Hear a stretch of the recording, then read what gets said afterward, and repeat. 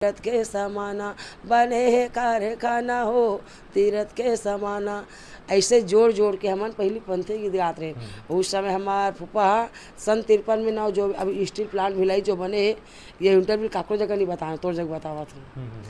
तो सन 53 में नेहरू जी आइस और सोट भाठा हमार मन के पुराना गाँव है, हमार बाबूजी के पुराना गाँव हम बस्ती है सोट भाठा।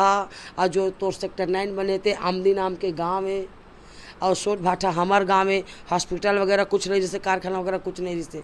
तब नेहरू जी आइस वो जगह ला चुनिंदा बनाइस कि ये जगह ही प्लांट बनाने की जगह अच्छा है और इसी जगह बनाएंगे ऐसे करके। तो फिर गांव ला उशालिस सोठ नाम के गांव है, सोट भाठा नाम के गांव है जो स्टील प्लांट अभी जो कारखाना बने थे।